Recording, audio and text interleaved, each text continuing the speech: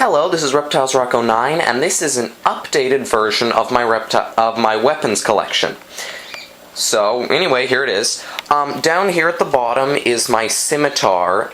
Now, what I figured out is I can take any of these cheap Pakistani swords, and if you remove the handle, then the blade's actually pretty thick, and you can make them into a pretty cool sword. You can see I did that with this one right here.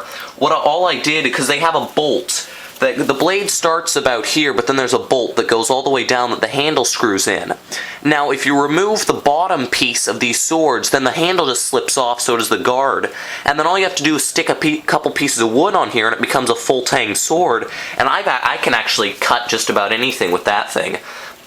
So, yeah, and then this is the Scimitar. I did the same thing with this one. You can see that the bolt actually was too thin to make into part of the handle, so I cut it off and ground it down to a spike, so that one's pretty cool.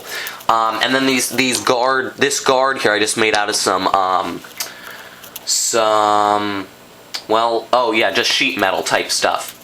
Anyway, so then, then that's my Scimitar, and then this is my longest double-bladed sword. Here is my other Scimitar. It's a different type, and this one's actually pretty cool because it's full tang. You can see here on the blade, or wrong sword. You can see here it's actually full tang, so that one's pretty cool. I really like that one.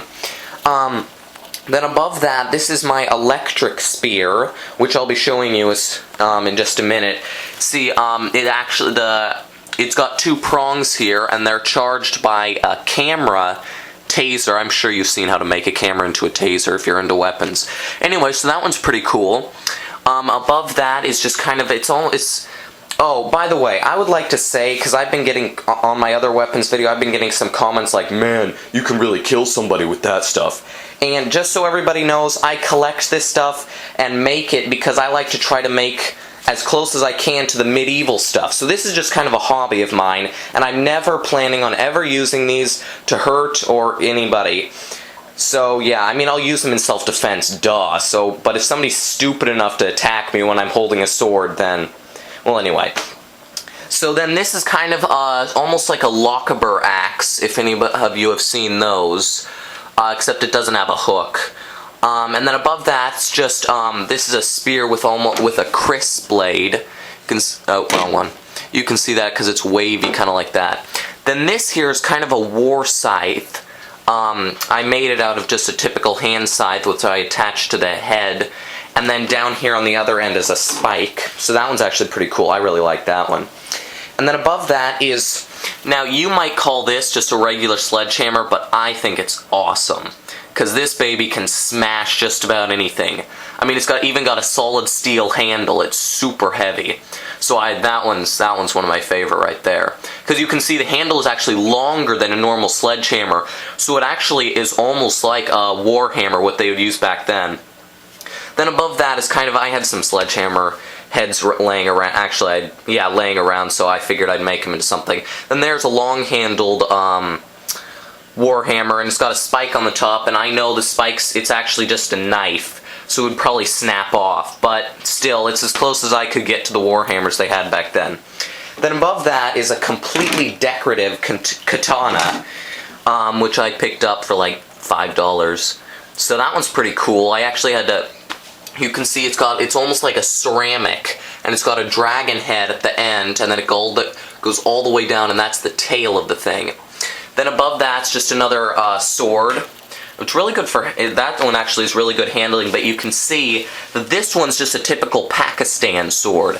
And I have nothing against the Pakistan swords. I actually like them because they make such thick blades.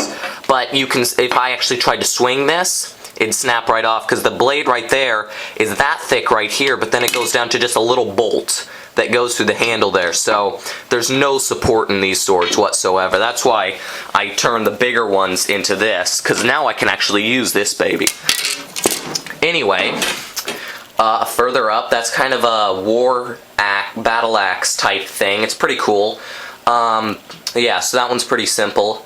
And then above that is a, it's almost like a Grim Reaper thing. I didn't mean it to be like that, but it kind of turned out, kind of looks like that. You can see it's got the whole Grim Reaper head there. Then down on the other end It's got another spike. You know, you're probably not going to believe me, but I actually made that out of a pair of hedge trimmers, which I picked up at a garage sale for like $1. So that one's pretty cool.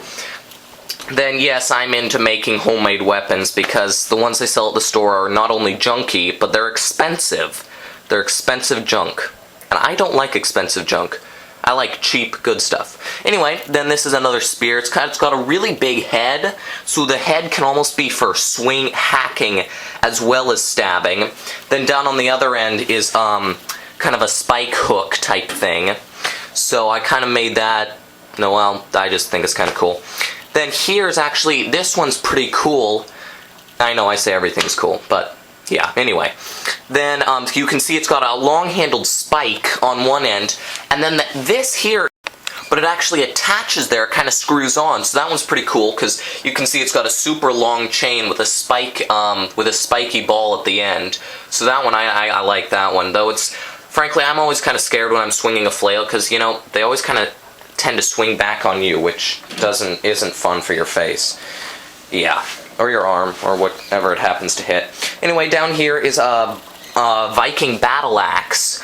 It really wasn't, but this one I actually like, because this one was just a normal pickaxe, but I cut off the other side of it, and it's actually just about the same shape as what the Vikings used for battle axes back then. So I like that one. Again, I picked it up for like $1 at a garage sale. And then here's just another Pakistan sword, which I left the fancy handle on and didn't turn it into one of those, because I know that one doesn't look as cool, but at least I can use that one.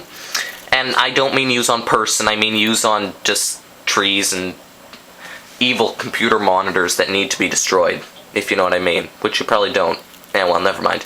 Anyway, and then here's just another machete. And then this is kind of, I saw a couple people making one, so I decided to make one too. It's actually in a pick handle, and I did it so that I could actually, this one's actually about as usable as they get, because it's got, the blade thing goes down to just a little pin thing, so that's just basically sitting against this. I like to make weapons as usable as possible, because they're no fun if they're not. Then here's kind of another Warhammer. This one's more like what they used to use. You can see it's got the little head there. And back in the medieval times, they always used, Warhammers always had a spike, but this one's got a hatchet back, but I still think it's pretty cool. Then this is kind of, it looks like double-bladed, but it's not. It's a spring-assisted knife, which is kind of the loophole that they found in the law against switchblades. And then up here is another sword, which I did a rendition on, so this one's usable. Because these swords all used to be a lot longer, but if you can't use them, what's the point? I mean, they're just for looks, and I don't like things that are just for looks, because I get bored of looking at them after a while. Then here's kind of it's a hatchet. I think it's a throwing hatchet. I'm not really sure. Then there are just a couple throwing spikes. Then these are my gloves of doom, which I made. They're pretty cool. I'll put one on and show it to you in just a second. So then this here's my glove of doom, which I got bored, so I figured I'd make one. I've always thought it would be cool to have claws, and now I do. See, haha.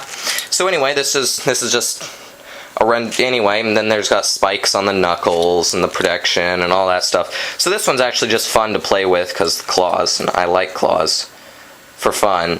Anyway, so yeah, then I got one for the right hand. The right hand one's actually better. It's more spiky and stuff, but I have to hold the camera with my right hand. And now I'll show you how the electric spear works, and that's pretty much all.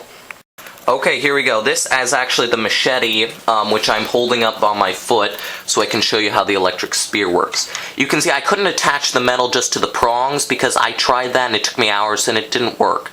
So anyway, now I will touch. See, so it unfortunately has to be recharged each time, but, you know, one charge would probably just about do it. Besides, it's really fun to show off, because it's like, I have an electric spear. Whoa, what's an electric spear? So anyway, yeah. And then, of course, I've got the taser made of the camera and all that other junk, but those are kind of, everybody has those. So anyway, yeah, I like making new and different renditions of old, boring stuff. Yeah. Oh, and it's really cool. See this head on the electric spear? I made that out of an old mop handle. It's like a Triton thing, but it was really cool. I just took a couple pieces off, sharpened it down, and it makes a great spear because you can see it goes all the way around. This That one's actually really cool. That spearhead is one of my favorites. So yeah, these are my newest additions to my weapons collection. And actually, out of these, most of them are homemade and or home doctored, so they're usable. So anyway, thanks for watching. That's my weapons collection. And if you've seen my other videos, you probably know I'm more into reptiles than weapons, but, you know, because see, there's one little guy right there. He figured he wanted to be in the movie. Anyway, thanks for watching. Bye.